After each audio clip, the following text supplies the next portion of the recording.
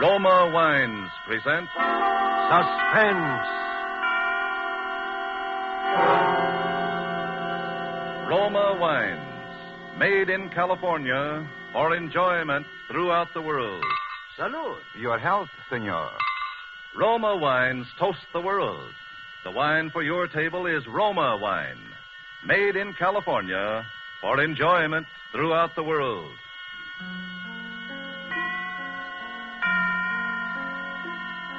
This is the Man in Black, here for the Roma Wine Company of Fresno, California, to introduce this weekly half hour of Suspense. Tonight from Hollywood, Roma Wines bring you as star Miss Lucille Ball, who appears tonight as a Broadway lady whom you may have often seen if you are a devotee of musical comedy. She is the third one from the left in the chorus line. And so with this little lady's narrative about the 10 grand, and with the performance of Lucille Ball as Miss Gigi Lewis, we again hope to keep you in suspense.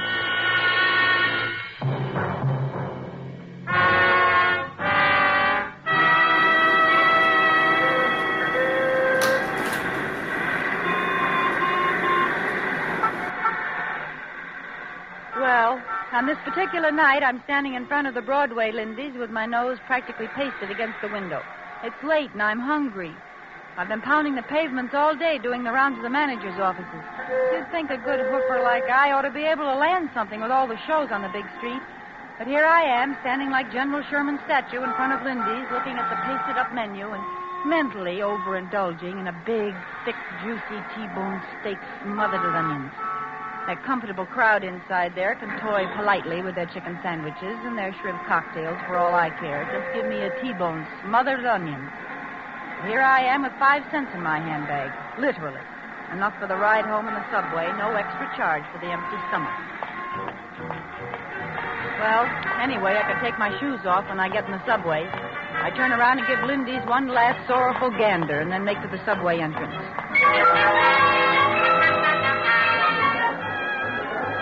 It's just the time the shows are letting out. Plenty of people from the taxi set are taking the subway home these nights, being short on tires and gas. So I get in that Times Square jam that looks like 5 o'clock p.m. and feels like a Russian pincers movement on the Polish border. I'm getting shoved towards the turnstile, so I quick try to get my handbag open to reach for that lonesome nickel. All of a sudden, I feel something jerk out of my hand. My bag is gone. I try to yell, "Stop! Hey, stop!" I twist around and see somebody, a little guy with short bow legs, running toward the stairs. "Stop that guy! Stop that guy! He's got my purse!" I'm trying to break out of the mob and after the purse snatcher, but I'm like the ace of spades being dealt off the bottom of the pack. When I'm finally in the clear a little, I see a tall guy running after that little guy who has my purse. They both disappear around the corner and up the steps. There's plenty of commotion in the crowd. You'd think there was $1 million in my handbag for all the fuss they're making. But I don't stop to think about anything except that I lost my fare home. I take out after the tall guy. When I get to the foot of the stairs, the tall guy's coming down again. And he's got my bag in his hand. He's smiling a big, wide smile at me, and I'm gazing gratefully up into his big brown eyes and noticing the way his hairline ain't receding any. Just the guy to go around rescuing ladies in distress. Regular Sir Galahad or somebody. Is this yours, miss? Yeah. Gee, how can I ever thank you? Think nothing of it. Here you are. What about the guy, the thief? Oh, there was a cop on the street. He'll take care of him. What about you? You're all right, aren't you? Oh, sure, I'm all right. You look kind of pale. I guess it would have been pretty tough to lose your purse that way, especially this late at night. Oh, I don't know why you bothered, really. Nothing but a nickel in it, anyway. I don't carry much with me when I'm out at night. A nickel will get you home. He's smiling at me again, and my heart's saying, "Oh, brother." We both start towards the mob at the turnstile, and I'm busy hoping he's going my way so we can sort of get better acquainted, you know. Well, good night. Hang on to that pocketbook now. Well, aren't you, Well, good night.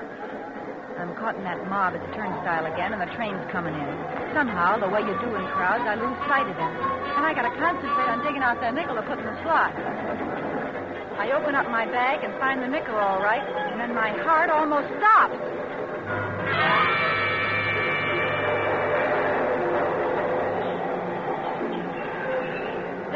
my handbag sits a great big wad of bills, folding money, cash. I managed to get the nickel in the slot and get myself through to the platform and on the train, all the while hanging onto that bag as if there were 10 grand in it. $10,000. Gee, it could be that much. The roll is big enough. My head's going around in crazy circles. The doors close behind me and everybody in the car is rushing to find a seat. Over the noise, I hear some contented soul whistling. I grab a seat next to a fat man who's taking up most of it. I sit there hanging onto my bag, not daring to look inside. I tell myself I'm dreaming. There's not really a big roll of bills in there. Extreme hunger is giving me the DTs. How would I get a bankroll as big as your fist? What am I doing with money? Then I remember the purse snatcher. He must have put it there. But why? The fat guy next to me tries to drum up a conversation. Nice night, ain't it? Yeah, cold. You the young lady what got her purse snatched? Yeah. Lucky thing you got it back, ain't it? Yeah, very lucky. I always say it ain't good for a young lady, especially a nice-looking dame like you, to carry a lot of money around when she's out night. Huh? What makes you think I got a lot of money? Well, the way you carried on when that fella snatched your purse. Oh, yeah. I'm showing this fat palooka by my attitude that I don't go for conversing. I'm sitting there looking straight at the wall ads, and the one across from me is a big photo in natural color of Miss Subway in 1944. A Brooklyn girl, all dressed up and dripping with furs, and probably wearing Chanel No. 5. Money. All the money I need. No more pounding the pavements and waiting in outer offices for some two-bit job in a show that's due to close opening night. Clothes. A fur, maybe. Chanel No. 5, maybe. An apartment downtown with a switchboard to announce people instead of a fifth-floor walk-up in the Bronx. Food. T-bone steak smothered in onions. Just walk right in and order it. Fun. Maybe go to a nightclub and... Say, though, maybe it's counterfeit dough. Maybe. See those guys coming through? They're cops. How do you know? They might be the Rover boys. I can spot a plainclothes dick in a minute. They all look alike. They all got a certain purrs and noise. Well, that don't prove they're dicks. I don't know. Maybe it's the way they part their hairs. Plain clothesmen. Looking for something, Hot money, maybe. So, suppose I'm found with it. How am I going to prove somebody planted it on me? I can see them laughing at that one now. That's a good one. Ha, ha, ha. She didn't steal the dough, honest. She just found it in her purse. Ha, ha. That's a good one. Lock her up, 25 years. Well, good night, little lady. I'm getting off here. This your stop? No, thanks. I go further uptown. Well, good night. I'm certainly glad you found your purse. Good night, Fatso. The Rover boys pass on through, and I decide to sneak another look at my bag. I open it up very carefully. The bankroll's there, all right. Some of the bills are in big denominations, too. There could be 10 grand, and it looks like the real thing. But there's also something else, something I didn't see before, a piece of paper stuffed into the roll. I reach in and get it, looking around to see if I'm being watched. All I see in the car is sleepy people, so I unfold the paper and read what's scribbled on it. Get off at 161st Street and follow Yankee Doodle. That don't make sense. What's Yankee Doodle got to do with it? I get up and I'm making for the door when I hear it. And then I remember I'd been hearing that whistling right along and didn't notice it.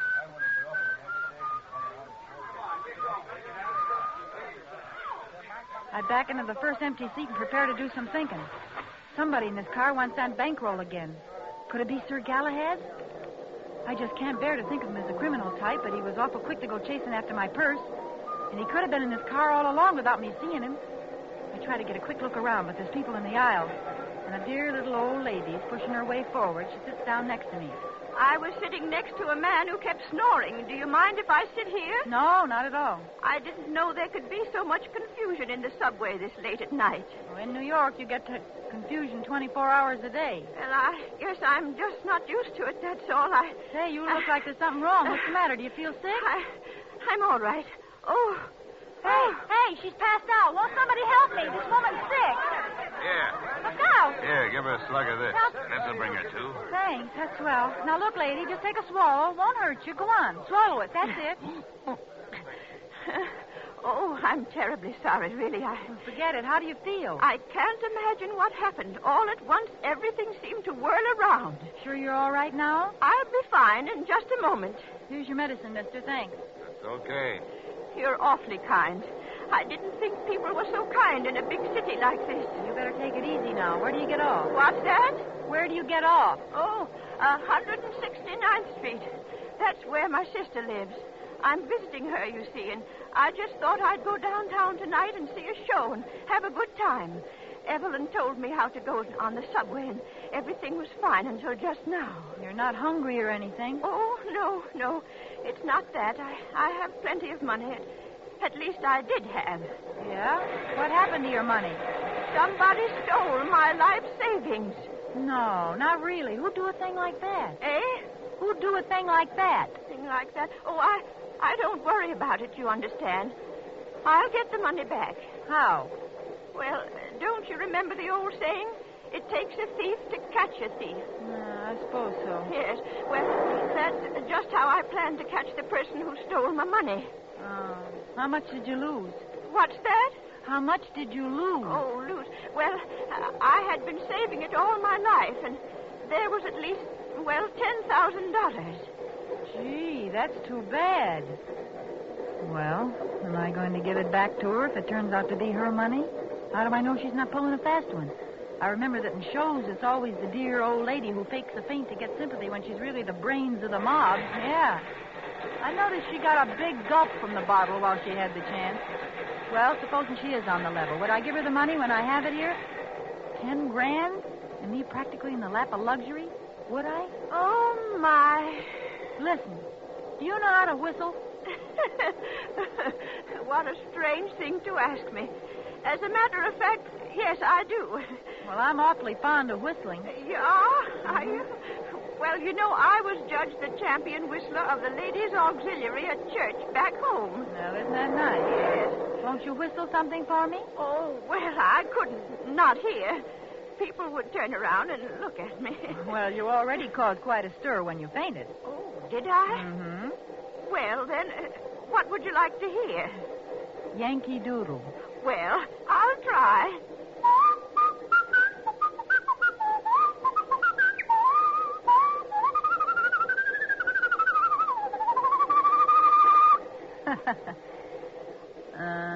That's fine.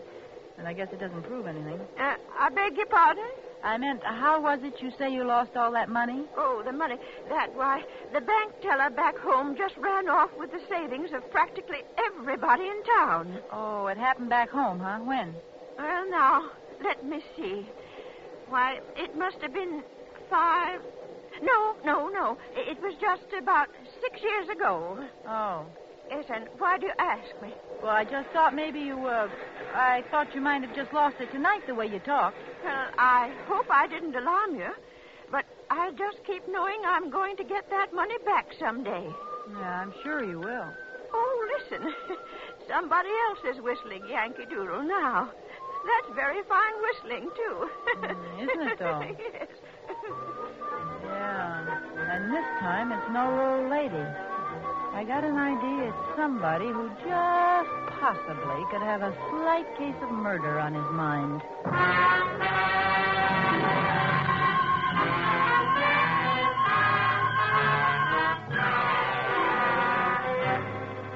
Tonight for Suspense, Roma Wines bring you as star Miss Lucille Ball, whom you have heard in the first act of The 10 Grand by Virginia Radcliffe. Tonight's adventure in Suspense.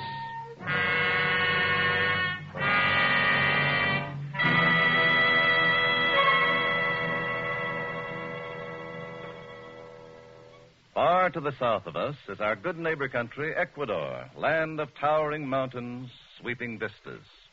Let's imagine ourselves there now, dining on the roof terrace cafe of the exclusive Hotel Metropolitano in Guayaquil, Ecuador. Near us, an American has just complimented his hosts on the magnificent dinner, to which his host quickly responds, "Ah, yes, it is true that our foods are famous. But from your land comes a rare delicacy also, one which has spread the fame of your own California to many far corners of the world.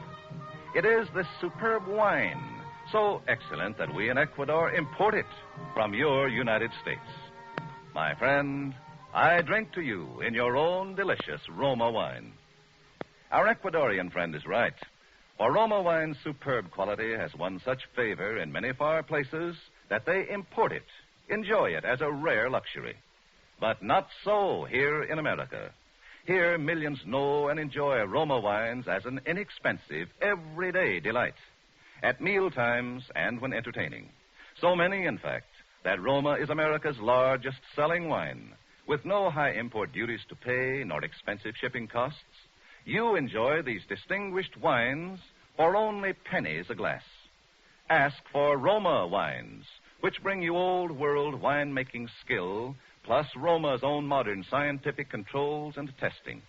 That's R-O-M-A, Roma wines, America's largest selling wine, made in California for enjoyment throughout the world.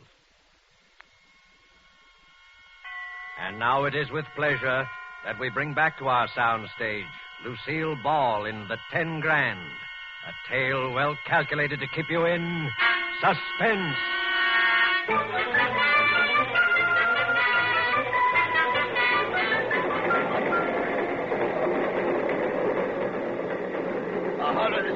Street. 161st Street. Well, this is it.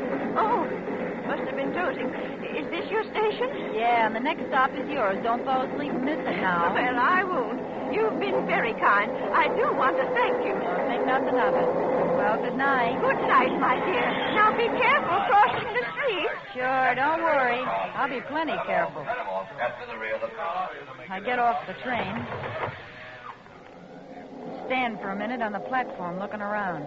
I don't see Sir Galahad, but he could have gone through to another car and come out down the line. Several guys are on the platform, and they all hurry up the steps of the street. I go up, too. I look ahead at the block I have to travel. Then I hear it again, from the darkness of the street. I can't tell exactly where it's coming from, but I'm standing in the light, and whoever's after me has a pretty perfect target. I walk away, hugging my purse and shaking like 6 hangovers. I tell myself that pretty soon Yankee Doodle will grab me and take the money. Any second now. He wouldn't need to kill me. I haven't seen him, so I can't identify him. He could just take the money and leave. But suppose he enjoys killing people. Suppose he gets panicky all of a sudden and his finger slips on the trigger. Suppose he's a maniac. I think about screaming, but nobody's hear me in time because screaming probably makes Yankee Doodle's trigger finger tremble. Well, why doesn't he do something? Why doesn't he take the money away from me and get it over with? Does he want me to offer it to him on a gold platter? Not Gigi. She's got a T-bone steak smothered in onions waiting for her if she ever gets out of this in one piece. But now I'm getting toward the next corner, and there's a dim street lamp on the other side. I see him. That's strange. He's been walking ahead of me all this time. Then I hear something else. Footsteps. Somebody behind me. I listen. That doesn't sound like the tread of somebody hurrying home to the little woman. That's the steady tread of somebody trailing somebody. I don't know how I know it, but I know it. There's Yankee Doodle up ahead, but here's also somebody behind me I don't like just by instinct. I'm sandwiched. I'm the ham between 2 slices of rye. Now listen again. He's getting closer. By the time I reach the corner, he'll catch up with me. I try walking faster. He's walking faster, too. I turn around. I can see his dark shape behind me with a distant street lamp back of him. Then I see something else. Back away, across the street, is another man, walking fast. Now I got 3 of them. I'm in a triple-decker sandwich now. I want to scream. I want to yell help. But my heart's got all mixed up in my larynx somehow, and I know I'd never be able to project my voice past the next crack on the sidewalk. They're catching up to me fast. If this is the end, sister, this is it. I'm already imagining the cold steel on my back, and then...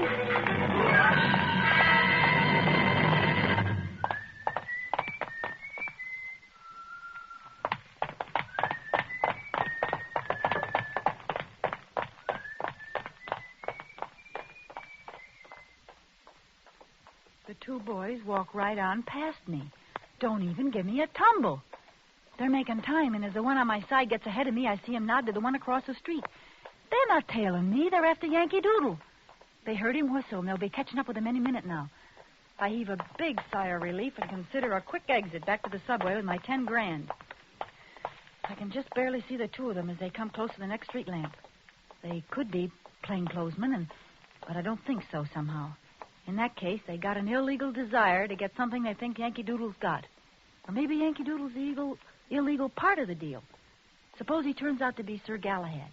It's pretty confusing, and I ain't happy about it either way.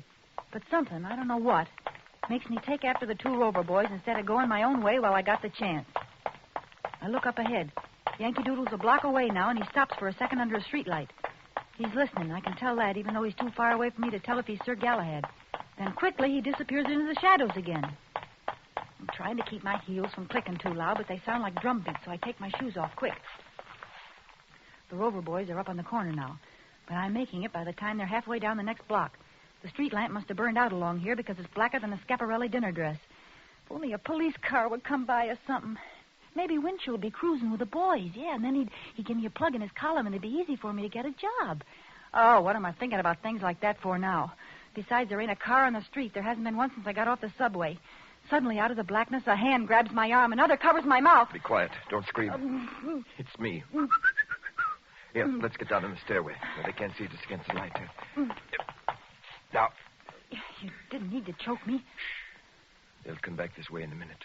As soon as they found out they'd lost me. How'd you get here? I thought you was way ahead of them. I was. I ducked in here and let them pass. Are you with me? Why should I be? It's my life or theirs. So what? I got your purse back for you. Yeah, Sir Galahad. You got my money. It could be their money. Yes, but it isn't. Wait, they're coming back. I got an idea. I'll step out and say something, and you... All right. Get up there quick. They're coming. Well, hiya, boys. Fancy seeing you here. Nice night, ain't it? Never mind, sister. We ain't got time to chat. Well, you needn't blind me with that flashlight. I just wanted to pass the time of day. Well, it ain't that time of day, so step aside and let... Hey, what... Hey, he was trying to get up. Let's make sure they're really out. Are you kidding? They're both out farther than the 12-mile limit. Then let's get away from here fast. Come on. Wait a minute. What's the matter? You don't want to be picked up around here, do you? Well, I got to put my shoes on first, don't I? Say, do you know I broke my heel on that heel?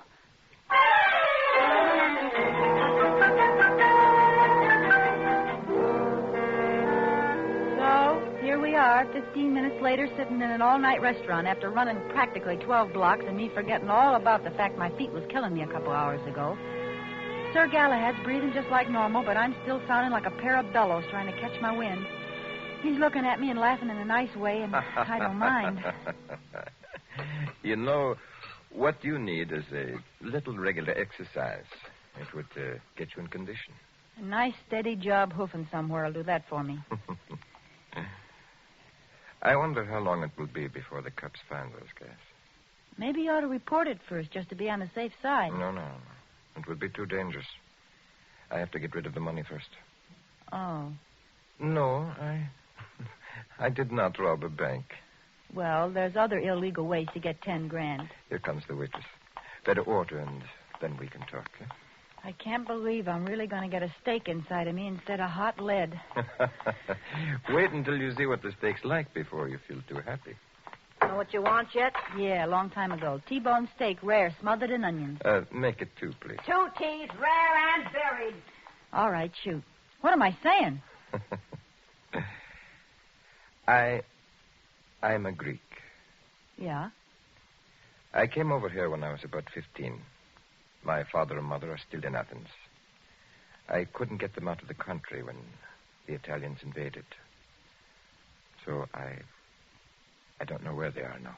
Oh, gee, that's too bad. Oh, I'm like a lot of people over here. I want to do something for my mother country, even though I am a naturalized American. So, in my spare time, I collect contributions from other Greeks living over here. Oh, you mean for the Relief Society? Oh, no, that's different. This money supports the Greek underground. It has to be gotten and sent very quietly because certain people over here would like very much to know who's operating the underground in Greece. You see? Yeah, I'm beginning to. What about the Rover boys? Who? The 2 kids we lulled to sleep back there. Oh. Well, I can't prove it yet, but I think they're Axis agents. They've been following me ever since I left home this morning. Today was my day off, and I've been making the rounds, collecting. You did pretty well. How much is in that bankroll? $10,415.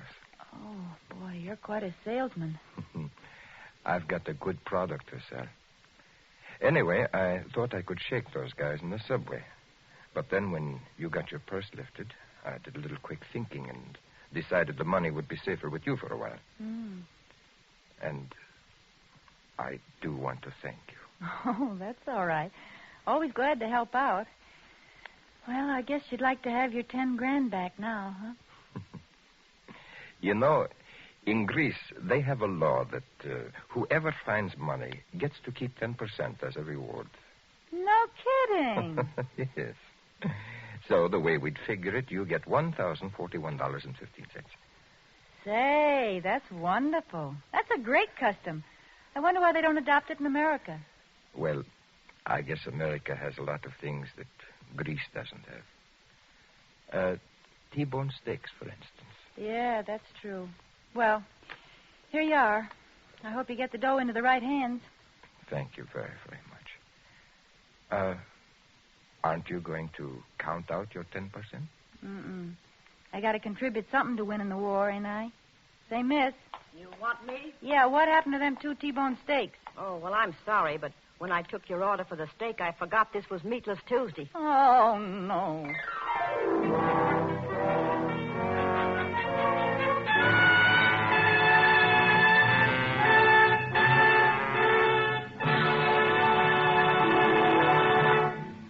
And so closes the $10,000 starring Lucille Ball. Tonight's tale of Suspense. Suspense is produced and directed by William Spear. Have you had the thrilling experience of enjoying a meal prepared and served with delightful Roma wines?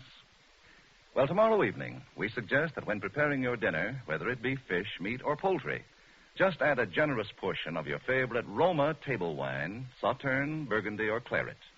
Then simply put the same bottle, well chilled, on the table with the meal. You'll be in for a new experience in just how good even the simplest everyday foods can be when prepared and also served with superbly flavored Roma wines. Don't put off discovering how much these delicious and inexpensive Roma wines can add to the pleasure of everyday living. Remember, thousands make Roma wines their daily standby for greater enjoyment at a cost of only pennies a glass. Ask for R-O-M-A, Roma Wines, America's largest selling wine, made in California for enjoyment throughout the world. This is Lucille Ball. I always enjoy my appearances on Suspense, and tonight I'm particularly proud because Mr. Spear has just counted up, and he says that tonight I said more words per minute than any actress he has ever had on the show. Well, here's just a few more, and I hope you will give heed to them. Don't let tomorrow go by without buying an extra war bond. Lucille Ball appeared tonight through the courtesy of Metro-Goldwyn-Mayer, producers of the White Cliffs of Dover. Next Thursday, same time, we will present the best-selling novel, The Walls Came Tumbling Down, and Mr. Keenan Wynn will be your star of Suspense.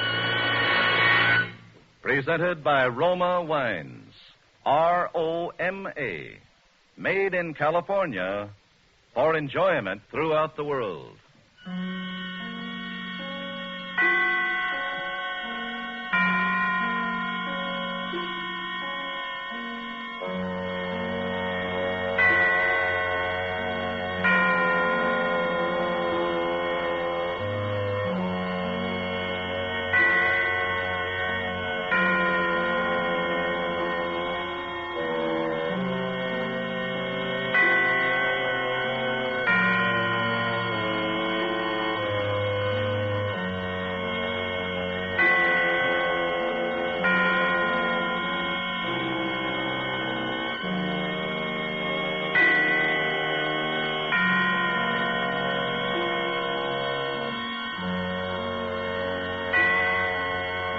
This is CBS, the Columbia Broadcasting System.